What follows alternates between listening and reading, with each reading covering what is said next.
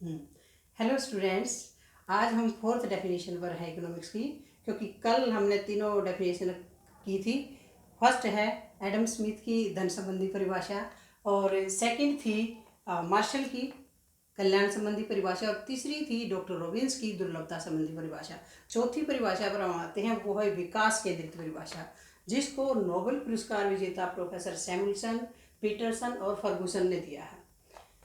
अर्थशास्त्र वह शास्त्र है जिसमें मनुष्य के उन कार्यों का अध्ययन किया जाता है जो वे अधिकतम संतुष्टि प्राप्त करने के लिए सीमित साधनों के उचित प्रयोग के संबंध में करते हैं। यह परिभाषा डॉक्टर मार्शल की परिभाषा और रॉबिन्स की परिभाषाओं दोनों को मिलाकर के दी गई है। इस परिभाषा में विकास केंद्रित, ये नोबेल पुरस्कार विजेता जो हमारे अर्थशास्त्री हैं उन्होंने इसको दिया है।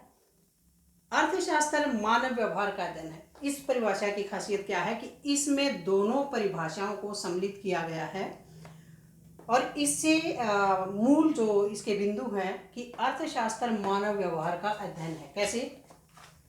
अर्थशास्त्र मानव व्यवहार का अध्ययन है क्योंकि इसके अंदर सीमित व असीमित मानव व्यवहार का अध्ययन है। अर्थशास्त्र मानव व्यवहार का अध्ययन है, सीमित और असीमित।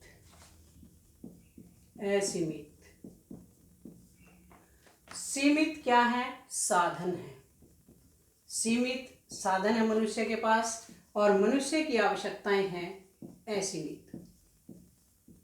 आवश्यकताएं असीमित हैं और साधन सीमित है, और साधन सीमित होने के साथ साथ इनके वैकल्पिक प्रयोग भी हैं। वैकल्पिक प्रयोग यानी अनेक प्रयोग हैं, इनके अनेक प्रयोग हैं।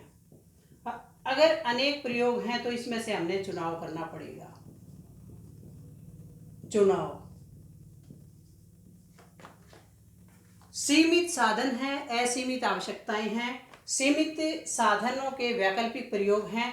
इन आवश्यकताओं को पूर्ण करने के लिए इन साधनों का जो वैकल्पिक उपयोग हो, उनमें से श्रेष्ठ का चुनाव हमें करना है। और इतना करने के बावजूद हमें क्या मिलना चाहिए जब डेफिनेशन हमारी अर्थशास्त्र की पूर्ण होती है? कि अधिकतम संतुष्टि प्राप्त हो, अधिकतम संतुष्टि प्राप्त हो, आर्थिक विकास हो, आर्थिक विकास हो, और उसके साथ साथ कल्याण में वृद्धि हो, कल्याण में वृद्धि हो। यानी अर्थशास्त्र के अंदर ऐसी गतिविधियों का, कार्यों का, एक्टिविटीज का अध्ययन किया जाता है जिससे मनुष्य को अधिकतम संतुष्टि प्राप्त हो, आर्थिक विकास हो और कल्याण में वृद्धि हो। चार डेफिनेशन जो विभिन्न अर्थशास्त्रियों के द्वारा दी गई, उनमें कोई न कोई त्रुटि रह गई है। तो अब एक सार गर्भित जो है डेफिनेशन दी गई है।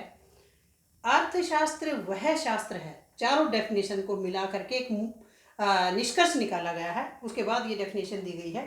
अर्थशास्त्र वह शास्त्र है जिसमें मनुष्य की आवश्यकताओं की अधिकतम संतुष्टि करने या कल्याण बढ़ाने तथा आर्थिक विकास के लिए अनेक उपयोगों वाले सीमित साधनों के कुशलतम उपभोग, उत्पादन, विनिमय तथा वितरण संबंधी कार्यों का अध्ययन किया जाता है।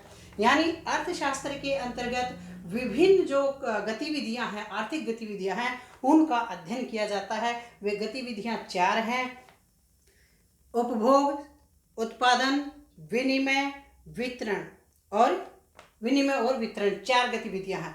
और जब इन गतिविधियों को करते हैं तो उसके बाद मनुष्य को अधिकतम संतुष्टि मिलनी चाहिए, आर्थिक विकास हो अर्थव्यवस्था का, और कल्याण में वृद्धि हो। तो ये चार डेफिनेशन के बाद एक निष्कर्ष डेफिनेशन अर्थशास्त्रियों के द्वारा दी गई है। तो ये चार परिभाषा हमारे इस सिलेबस में है। उसके बाद हम आते हैं कि अर्थशास्त्र को दो भागों में बांटा गया। पहले 1933 तक अर्थशास्त्र को पूर्ण रूप से एक ही प्रकार से अध्ययन किया जाता था, लेकिन 1933 में अर्थशास्त्र को दो भागों में बांटा गया। अर्थशास्त्र के विभाजन की आवश्यकता क्यों पड़ी? क्योंकि 1927 में 1929 में विश्व में महामंदी आई। उससे पहले अर्थशास्त्र को सामूहिक दृष्टि से उसका अध्ययन किया जाता था, लेकिन मंदी के बाद ये जरूरत पड़ी कि कुछ इकाइयों का व्यक्तिगत तौर पर भी अध्ययन करना चाहिए। इसी संदर्भ में सन 1933 में नॉर्वे के प्रसिद्ध अर्थशास्त्री रैगनर फ्रिश ने अर्थशास्त्र को दो भागों में बांटा। Economics is divided into two parts by Ragnar Frisch. First है माइक्रो और सेकंड है मैक्रो। माइक्रो को व्यष्टि अर्थशास्त्र कहा जाता है और मैक्रो को समष्टि अर्थशास्त्र कहा जाता है।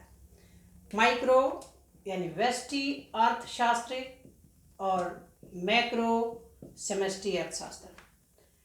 मिक्रोस, माइक्रो शब्द जो इंग्लिश का शब्द है, ये ग्रीक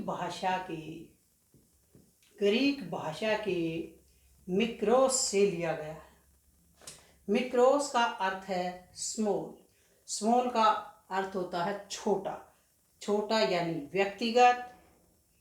व्यष्टि अर्थशास्त्र में स्मॉल इकाइज का अध्ययन किया जाता है, स्मॉल यूनिट्स का अध्ययन किया जाता है।